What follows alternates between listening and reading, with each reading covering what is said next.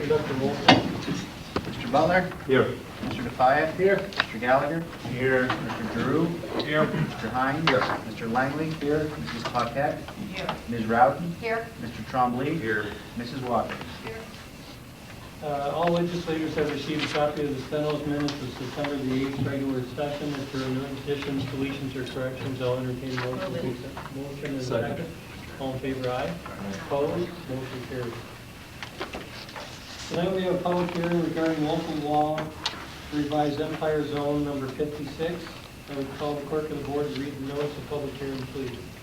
Notice is hereby given that the Board of Legislators will conduct a public hearing regarding a proposed local law number 2 of 2004 titled Revision of Empire Zone 56. The public hearing will be held Wednesday, September 22nd, 2004 at 7 p.m. in the Legislative Chambers, second floor, 137 Margaret Street, Suite 208, Plattsburgh, New York, at which time all persons interested shall be heard. Is there anyone here who wishes to address the board regarding this local law? If so, please state your name and address for the record in accordance with our rule of order. All speakers are limited to 5 minutes. None? None, I so move the hearing be closed, Mr. Chairman. Motion and a second? All in favor, aye. Opposed? Motion carries. At this time, I would like to proclaim the week of October the 3rd through October the 9th, 2004 as Cornell Cooperative Extension Week and National 4-H Week in Clinton County. I would now like to recognize Sherry Sherman, Executive Educator, 4-H member, Kareem, did I say that correctly? A student from Shazy Central School, and Marissa Horton from Saranac Junior High. They would like to share their experiences in 4-H with the legislature. This is like one of our favorite meetings. My pencil is missing. I kept the pencil. I had it.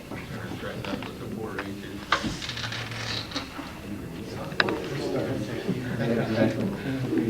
Challenges, but I'm worried. You say there's several microphones here tonight. I'm not used to that. Yeah, they knew you were coming. What? They knew you were Oh, coming. really?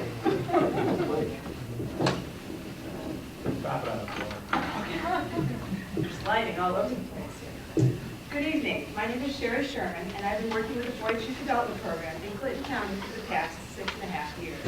4-H is Cornell Cooperative Extension's informal educational program for young people. Presently, there are approximately 200 boys and girls enrolled in the Clinton County 4-H program. There are 18 4-H clubs located in various areas of the county. These clubs operate under the leadership of approximately 60 adult volunteers. Adult volunteer leaders serve as valuable role models and mentors by sharing their knowledge and skills with young people. My job involves working closely with adult volunteer leaders in conducting a variety of educational programs for young people.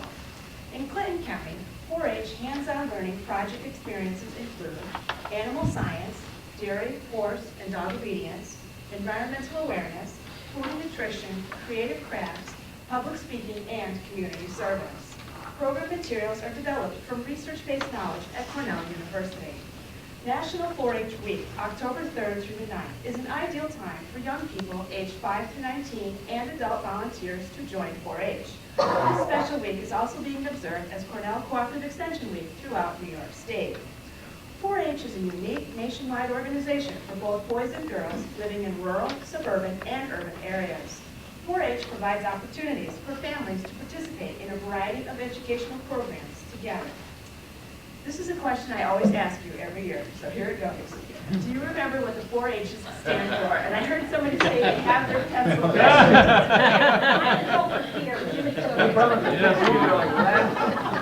Head, heart, hand. Help. Help. Correct. The 4-H's head, heart, hands, and health, which is what you guessed, represent 4 basic human needs: independence, belonging, generosity, and mastery. Research indicates that young people whose basic needs are met in positive ways are likely to grow into active citizens and contributing members of their families and communities. 4-H helps young people to meet these needs. At this point, I would like to introduce 2 Clinton County 4-H members who have accompanied me here this evening, Marissa Horton from Saranac and Corinne Giroux from Shazy, and they would like to share some of their 4-H experiences with you. and Marissa is to be our first presenter tonight.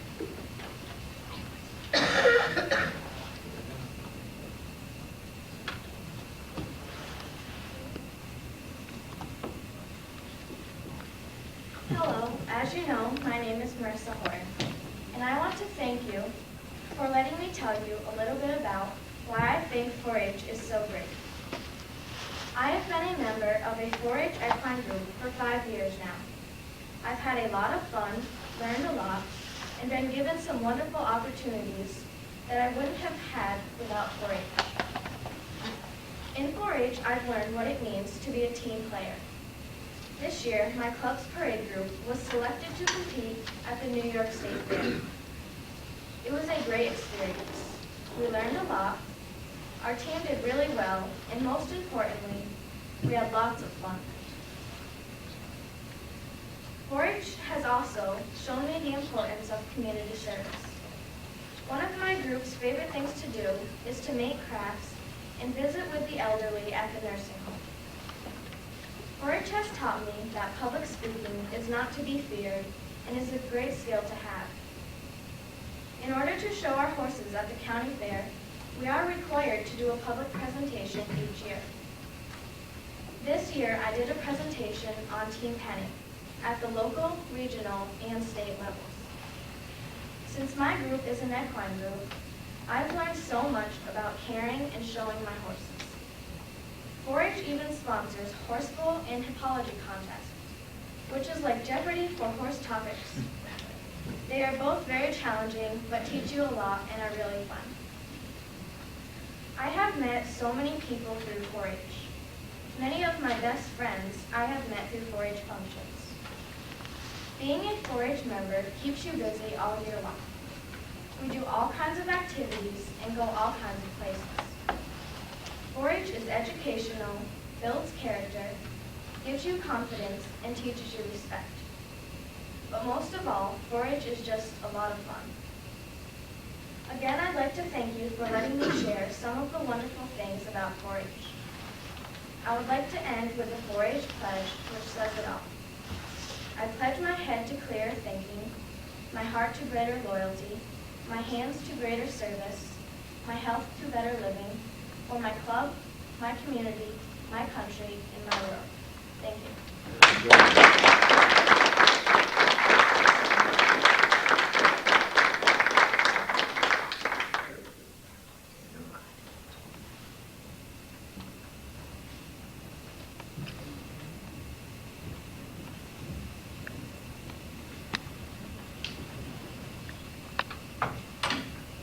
My name is Corinne Giroux, and I have been in the 4-H organization for 4 years. I like 4-H a lot, and it means a lot to me, and it has also taught me a lot. 4-H helps to build character and skills, such as public speaking and confidence. Each 4-Her is required to do a 10-minute public speech in front of a judge and other people. Normally, kids would balk at the idea of doing this, but since it is a requirement to compete in the local county fair, they have to do it and find it as an educational and skill-building experience. 4-H pertains to many interests, and since mine is horses, I'm in a horse group, and we do all sorts of things, like community services. This year for community service, my group went to a nursing home and sang to the elderly people. 4-H is also very educational and has things like horse bowl, where you must know a lot of information about horses to attend, and hands-on safety clinics that teach you a lot about safety and are fun because they're hands-on with real horses. 4-H also has things such as horse camp, a fair, and a fun show that you can bring your horse to and ride there. This has improved my riding skills, and I have met many new friends. Overall, 4-H is a fun and educational character-building experience and a safety enforcement. Thank you for letting me talk to you tonight.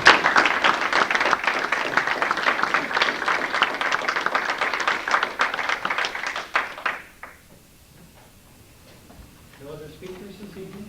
If I may, Mr. Chairman? Yes. 4-H is part of the Clinton County Cooperative Extension, and I've enjoyed working with the Cooperative Extension as part of being a director there as a reporter, person from the legislature. And I think these groups do a tremendous job. I think it's nice that they come and speak to us every now and then. It lightens us up a little bit. So, and I thank them for taking the time and to be able to speak in public like this. So it's very good. Thank you.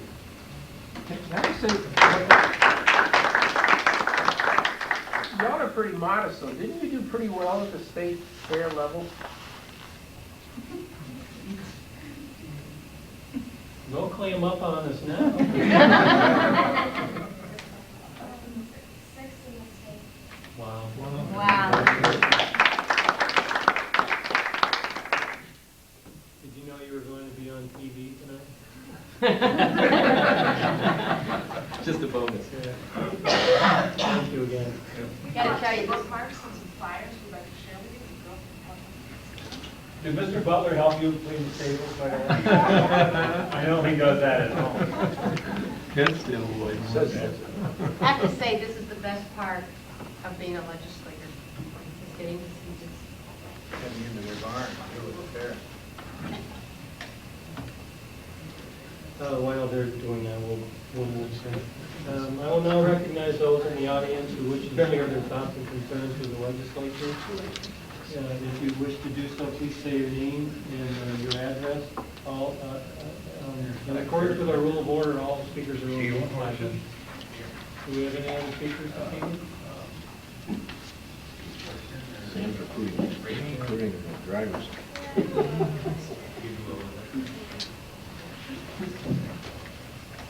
With that, then we'll go to committee reports. Each legislator chairs one of 9 standing committees. I will call the chairperson of each committee at the beginning in alphabetical order with buildings and grounds. Mr. Fletcher. Yes, the courthouse annex renovation project in its final stage. I hope you've had a chance to look at it. It looks wonderful. The air conditioning system is up and running, and all the interior work is done. A little exterior work remains.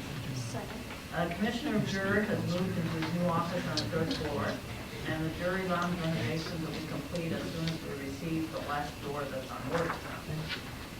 The installation of new windows on the 1st floor of the surrogate building in the office for the aging area has started.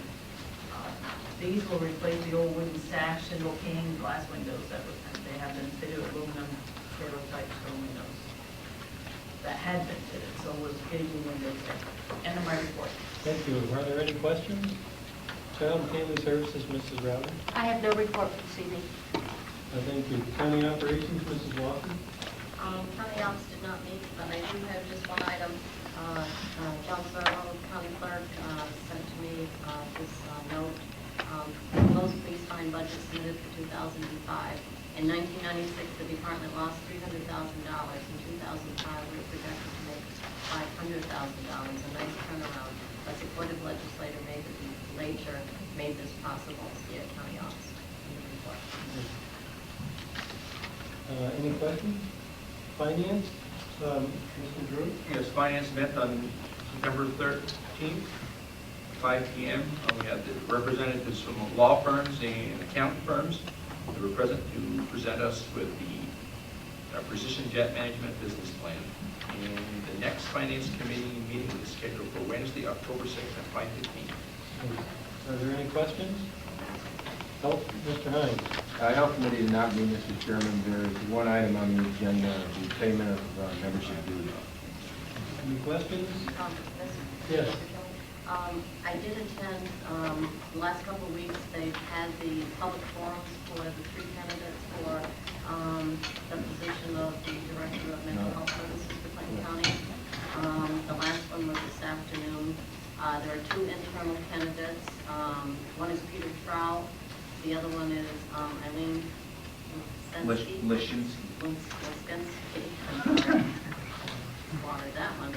And an outside candidate by the name of David Blair, who comes from Cayuga County, who is in the same position as the Director of Community Mental Health Services. I was very impressed with all 3. The results of their interviews will be going to the Community Service Board on Monday night. I don't know when a decision will be made. Human Services, Mr. President.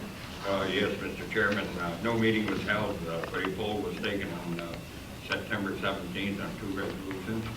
Resolution 697 requesting the caregiver's grant of $20,000 and Resolution 698 authorizing the contract with Behavioral Health Services North Incorporated also for $20,000 the opposite agent, which is attached in our agenda this evening.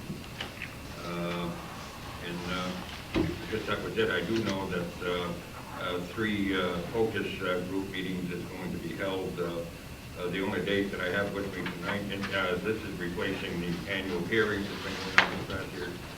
Instead of the hearings this year, there will be holding 3 focus groups. The only date that I have, a firm date, is the one for Ellenberg, which is scheduled for September 28th.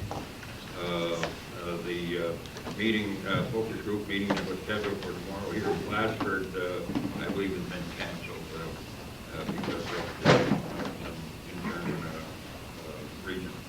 But I will have the full report of the date next week. And our next meeting is scheduled for Tuesday, October 5th at 5:15. That's all I have. Jackie, isn't there one tomorrow in Peru?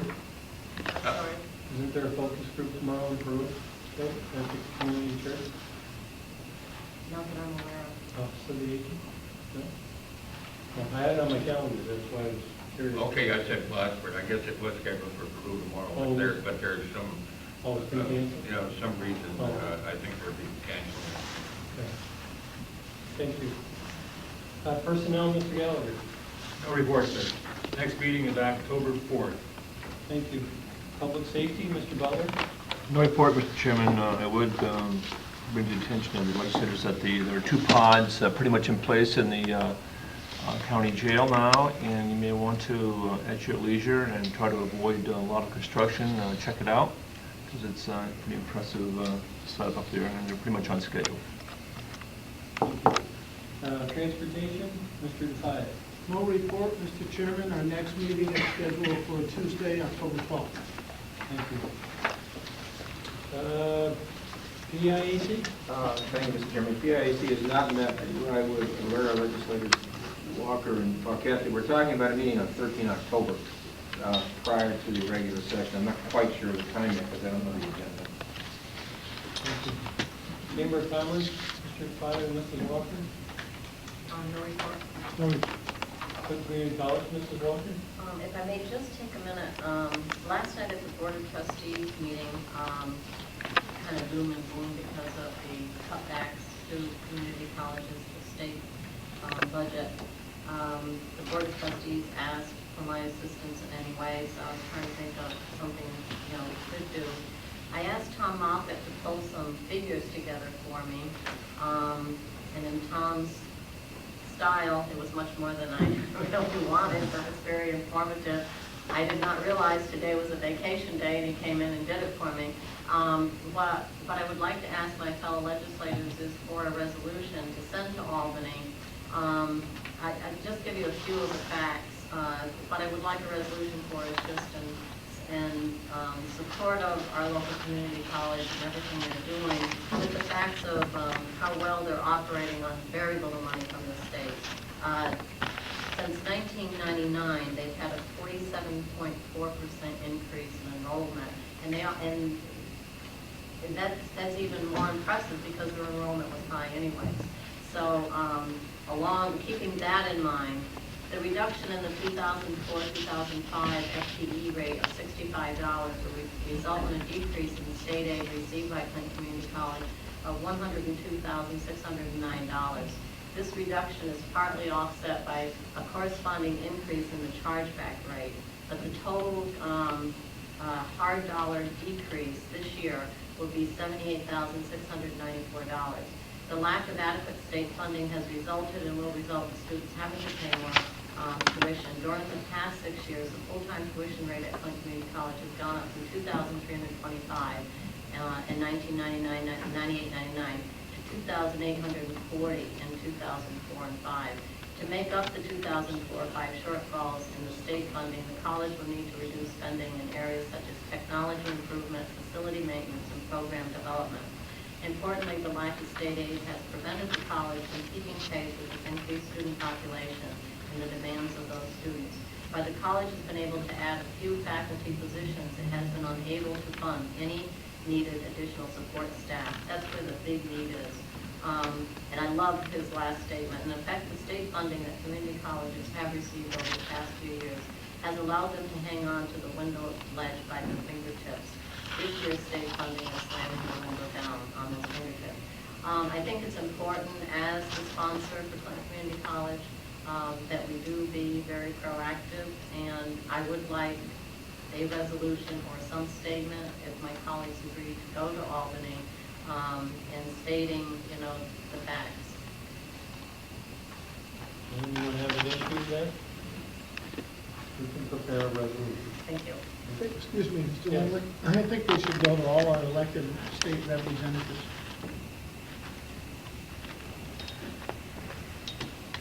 Cooperative extension, Mr. Drew and Mrs. Marquette. No report. Board of Health, Mr. Hines. I should have an interesting meeting on Monday night. I took one for the team, I want to try to get this together. We got into discussing budget, and Mike's aware of the budget, but we also got into discussing a program, which is actually a great program, the WIC program, but for various reasons, the WIC funding is starting to decrease.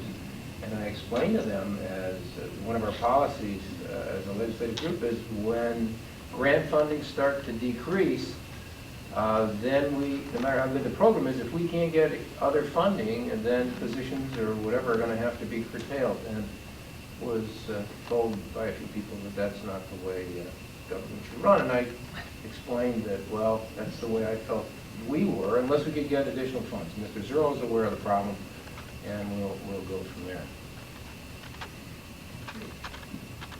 Thank you. Good job. Yes. Okay. Enter County, Mr. Trombley. Yes, Mr. Chairman, as reported at the previous meeting, the Intercounty of the Adirondacks Committee will be meeting at the 6th Annual Joint Intercounty Practice Meeting with the Western Region tomorrow morning, Thursday at 7 a.m. And this is held at the New York State Association of Counties Conference in Syracuse. And as you know, I'm a member of the Standing Committee of the Transportation and Public Works, and that took place this morning. I also missed that. But the resolutions are all enclosed. I'm sure the legislators received the copy of the resolutions. If not, I can see that the copy is put into their Thank you. Anyone else in the no meetings of the Lake Champlain Lake Park meeting this month. Thank you. Soil and Water, Mr. Brewer, Mrs. Rowden. We had a meeting last Thursday. Legislator Drew and I attended. I, however, have left my notes at home, so. We did approve 2 grants for, well, we had approved 2 grants, storages on the Danny Gay Farm and at Ridgeview Farm, and those are progressing now. This is starting to be built. 2 storages that we thought weren't going to happen, but are happening now. And other than that, it was pretty routine. And the other grants that we're working on are also continuing right now. We visited one on our trip of the Hidden View Farm, and that is being completed. And that, We did discuss the tour that many of the legislators took, and just let them know that the legislators that were there had a good experience. It was a learning experience.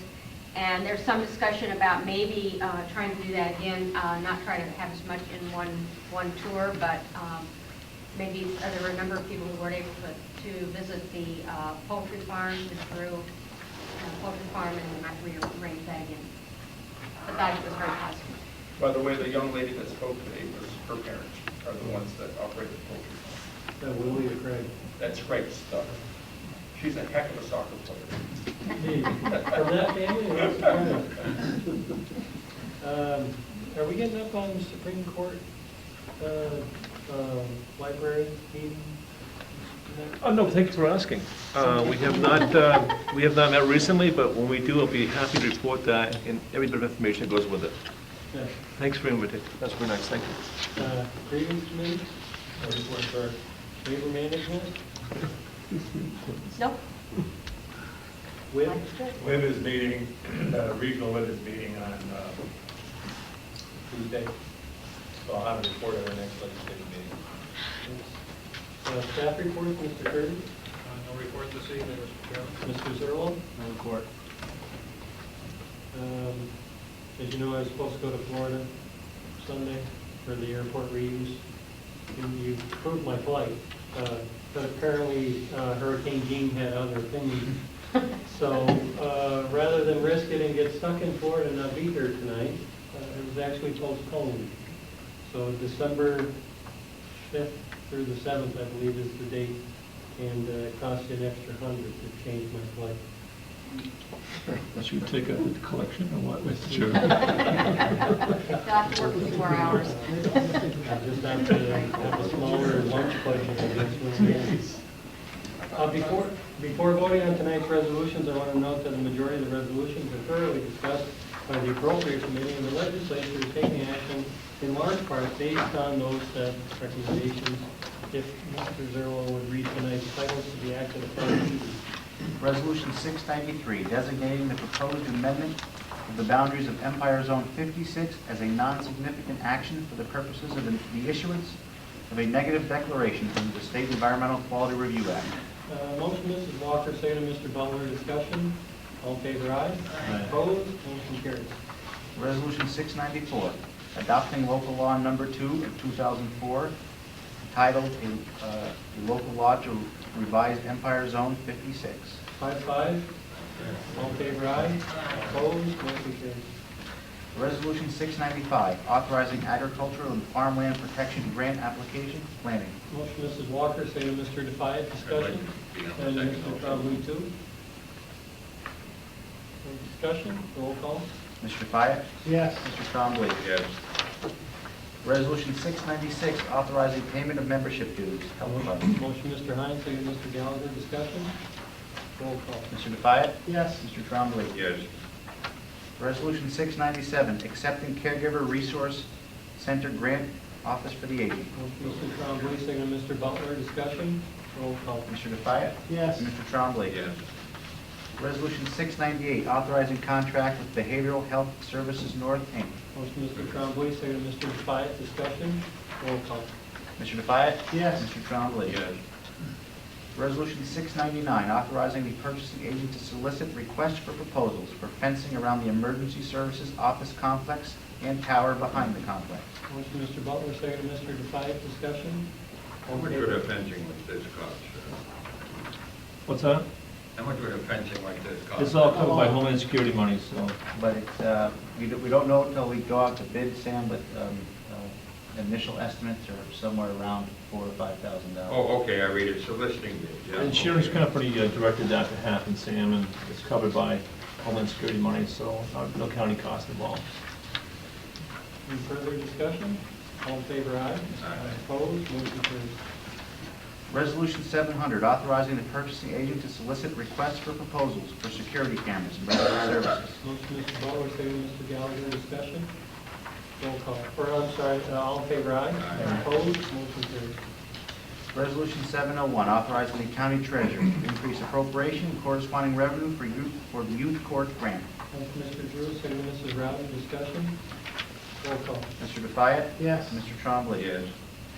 Resolution 702, authorizing the county treasurer to increase appropriation and corresponding revenue for the highway department. Motion, Mr. Drew, second, Mr. Defiant. Discussion. Roll call. Mr. Defiant? Yes. Mr. Trombley? Yes. Resolution 703, authorizing the county treasurer to increase appropriation and corresponding revenue for the consolidated local street and highway improvement program. Motion, Second. Motion, Mr. Drew, second, Mr. Trombley. Discussion. Roll call. Mr. Defiant? Yes. Mr. Trombley? Yes. I would now ask for a brief executive session to discuss an item's contract. Motion, and a second. All in favor, aye. Opposed? We're going to go in the other room, we won't be more than 10 minutes, and then we'll come back out. Any other business come before the legislature in the future? Motion to adjourn. So moved. And a second. All in favor, aye. For the next Gallagher, missed it. start Yeah, I yet? can drift back in. Now we can go. Too late, we're already done. I have to talk to my Hornets today.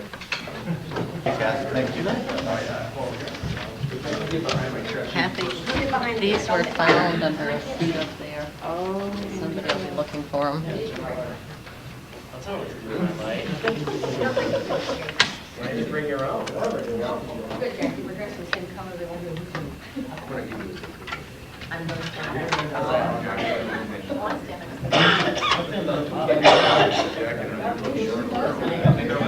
Any shots, maybe. I would like to start by thanking the media tonight for keeping strict confidentiality during the review of the PGM business plan. It's greatly appreciated. Out of professional courtesy, we have refrained from comment until all review has been completed. We as a group refrain from speaking in detail about our feelings unless we are together as a group. Also out of professional courtesy to PJM, we're speaking tonight only because we have mailed and faxed our response to PJM earlier this evening.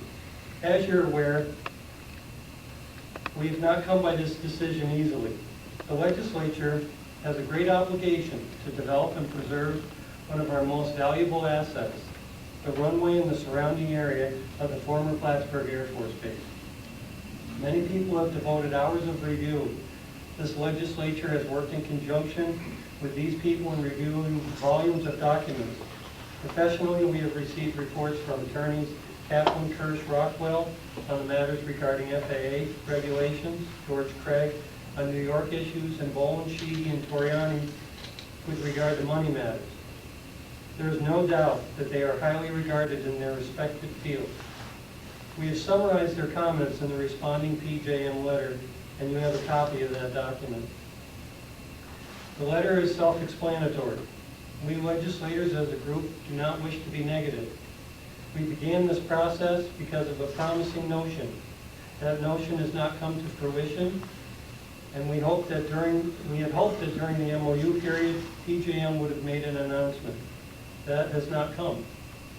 After nearly 10 months since the initial meeting with PJM and over the past 6 months, it has become clear what we must now do.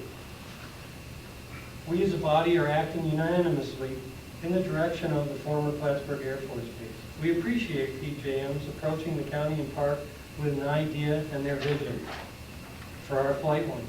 Unfortunately, there are too many unanswered questions and the clock is ticking. Some of our funding has been threatened while we engaged with PJM. That threat has diminished, but we can't risk losing one dime. A few months ago, I addressed this body and all of you, and I said it would not hurt one thing to delay the terminal. That statement plants the seed of indecisiveness. This body is anything but indecisive. We study and review. The only thing we're guilty of is being thorough. We have determined that every penny of funding that we have received thus far and every penny we expect to receive is going to be needed just to get the airport certificated for passenger service. There is nothing to share with PJM. We also told the public 2 years ago that we would not allow the airport to become a burden or spend excessively during its development. We had community input as to the size and the look of the terminal. We must move ahead. So before the end of this year, we will be soliciting bids on the construction of our terminal. That terminal will be paid for in full on the day of its opening. We will expedite the process of closing our existing airport so that it will be ready for development. In the next few months, we will be more aggressive in our determination as to the direction of the flight line. I will say that during this period of the MOU, some benefit has been realized. We have found out that there are more opportunities available than we have been led to believe. We will begin the process of clearly defining the opportunities we wish to realize and acquire. We understand full well a few people have stars in their eyes over this project. PJM enticed this body to begin with by naming a national airplane manufacturer and a proposal that sounded viable to lure them here. By their own accord, that has gone away. People need to listen to Mr. Onstead when he says that they will not build if they do not have a tenant. I have asked this point blank as recent as a week ago. What do you have? And the answer is work in progress. The 4 aircraft that they own are here. They're more than welcome to stay. What we are saying is this: if you have a tenant, make a proposal, and we will be happy to review and approve if viable. If you have a project of your own that you would like to develop, make a proposal. However, at this point, we have no intention of turning over our land or our obligations without a solid plan. That is the bottom line. The door is open, but the county has a timeline, and we must move ahead. If anyone has any questions, any one of us would be happy to answer them. You said the county will more aggressively try to develop the plan. Yes. How do you go about doing that? First, we're going to review as to what's available to us, and then we'll put out an RFP and see what responds. Any specific areas? Well, we have options at this particular time, and now that we're beginning over again and redoubling our efforts, we'll be, as I said, more aggressive in our determination. What arm of the county would be doing that? We'll work it through the legislature, and we'll decide whether we want to do it as a small group or together. Jim, do you have a budget for this to redouble your efforts? Well, we know exactly how much, well, we have a very good line as to what the airport is costing us and what we expect it will cost us in the future. And from there, we'll establish a budget to begin the process. To establish a budget. Right. Does that mean you're going to do all the marketing, the county will do the marketing? Well, kind of fast forwarding here, but I would probably assume that we would look at a marketing company that has experience. Not Park? Or would you use Park?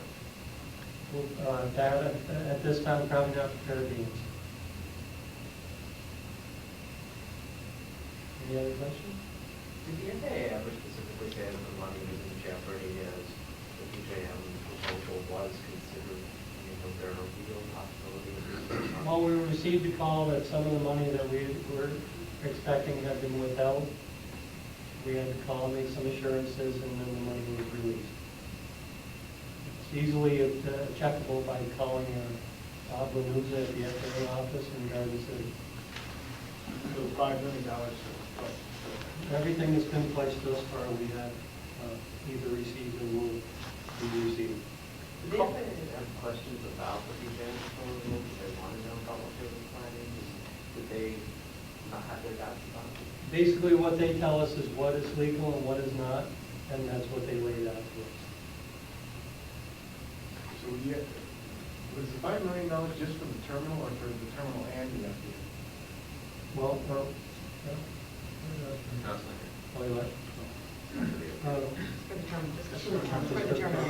Total cost of the terminal? anticipated to be $8 million. 8? The FBO will be separate? If it's constructed, it will be separate. When is that, what's the timetable on that? How long? The FBO? It's up to PJM. Yeah. We weren't building the FBO. That's something that they wanted. Oh, okay. They wanted to do it in conjunction with the terminal, but the FAA it's really not allowed. Right, so what is the plan there?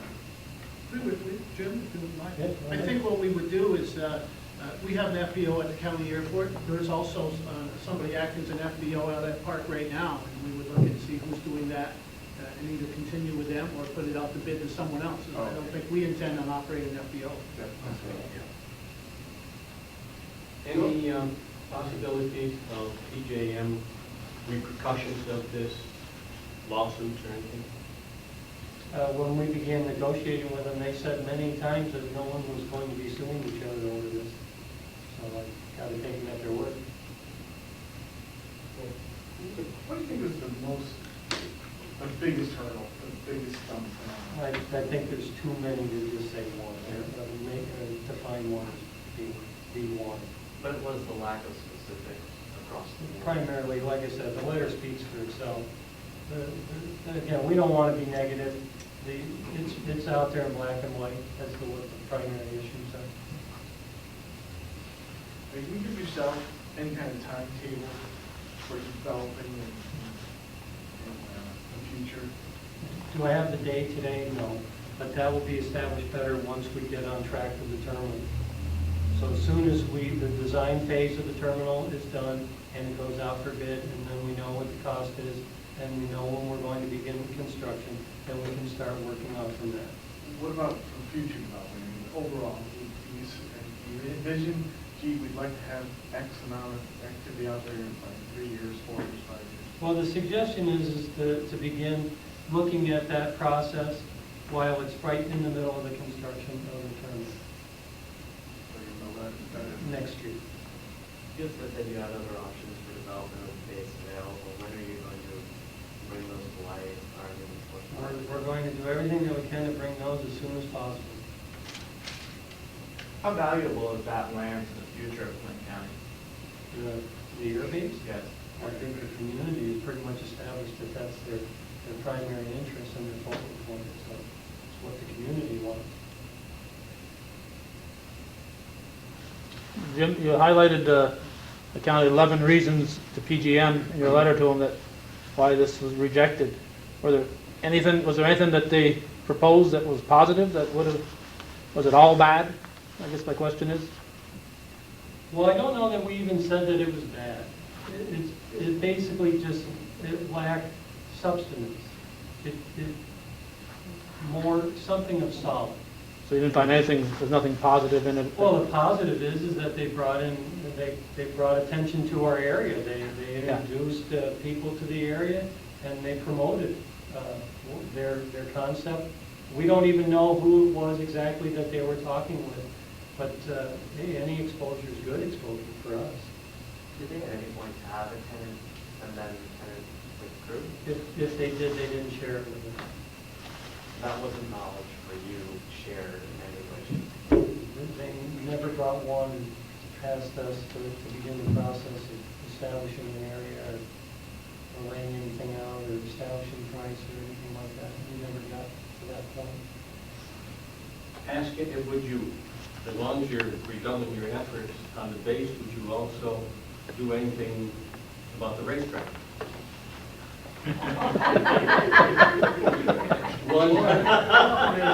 I believe Jackie wants to answer that. But it's a good question, because that's all part of this whole issue. Yeah. You know, we have to close down our existing airport and open another airport. We cannot have two coexisting airports, so that's a big issue that we all have to address and work on. And then when that becomes surplus land, that's another issue on, you know, what do we do with that? Do we sell that property and, you know, put the money in that money would have to go into Pittsburgh International Airport? Do we keep the land and develop it? Do we have a racetrack out there? Those are all issues that we will be addressing down the road. That's when you take your aviator's hat off and put the crash helmet on. Well, I mean, it's great property to begin with for whatever the use is. I mean, How many acres? 600. 700. I think one of the real positives about this whole process that we have gone through is that we really have begun to ask the question of what does this community want to do with the runway and with the airport? What are our visions for this community? I think that's something we're going to begin to look at, and it puts us in a situation of being more proactive than reacting, and that we can go out and once we look at what it is that we would like to see happen with this community, and that the community itself wants to have happen, and then we go out and we seek that, and not just react to whatever, you know, comes our way. So I think it's been a really positive experience, and because of that. What's the biggest thing you learned from this episode? I learned a lot about FAA laws. Yeah, patience. Yeah, working through contracts and working together. It's been a good growing experience as a body, I feel. We work well together. So what is the future of the park? You'd have to ask Park. I don't know. Well, I mean, really, Park was established to fill a need, to do something. And I think that they've been doing it. You know, last year or maybe the year before, there was a call to end Park and so forth. Park is supposed to just go through a process, and I guess that's yet to be determined. Their future is to be determined. I think it's always contingent upon next sale or next lease. When there's no more sale or lease to occur, really nothing else required. Well, who would determine that? Who pulls the plug on Bart? Well, I think he just answered that question. He said, when there's no more land to sell, Yeah, but there's no who? more park. There's more than just the flight line to deal with in redevelopment of the old Air Force base. And look at what's happened up there. I think you have to be positive about the things that Park has done for the community and thank them for the industries that they've brought in and helped us with. But at some point, everything is going to be gone. I hope. That's our vision, is that it'll be really active there. That was the intent part, right from the outset. From the beginning. They would last until. Work themselves out of business. PIDC at the time, but eventually it would go away. And it wasn't supposed to be something that was going to be here forever. They do their job right, they work themselves out of a job. Can I just say one thing, having been involved in this from day one with Mr. Langley? Mr. Langley, people. The flight line sell is a tough sell.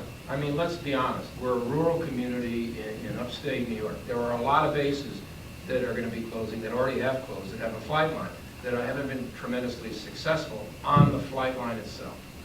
The BRAC Commission is meeting. There are going to be other bases they're going to be closing. We're going to be in competition with a lot more bases in the south. So we have a tough nut to crack when it comes to marketing the flight line itself. Park has been excellent at marketing with Select and those type of things. We know we have a tough job. I've learned a lot. I've learned in this situation that you have to work together as a group. I've learned that our group itself has been very professional in the way we've handled this.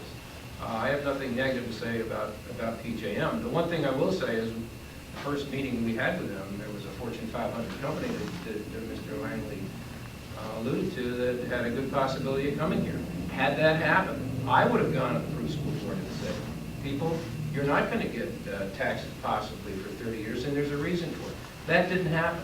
I think this group realized that we have to be fair to the taxpayers of this community and the taxpayers and school districts. And we've all learned a lesson, and we've all learned how to work together. And it's been frustrating in a way because there's been a lot of time and effort spent, but I think we did what we had to do. So there was a company that had intended to come. We don't know if it had intended to come, but there was a company mentioned to us which will stay out there in the void. In association with PJM. Correct. They had a company that would have come, but that didn't work out. They were in negotiations, I think, with the company, and that's how we got it. But that obviously didn't work. Correct. But I think in fairness, even if that had worked out with that company, the way the plan was laid out, if you read the letter that you already have, it really couldn't have, we couldn't have said, okay, this company's coming, so we're going to do this deal. There's so many other things that we couldn't do. The legalities, you've seen the letter. We couldn't have done. Doesn't mean this company couldn't have come, and it doesn't mean that PJM couldn't have been a part of them coming, but it would have been a company coming to a certain piece of land out there and setting up and operating. And that could have been done. Something like that. And that's what we hope for in the future, is that companies will come with possibilities that will want to put some buildings and some jobs out there.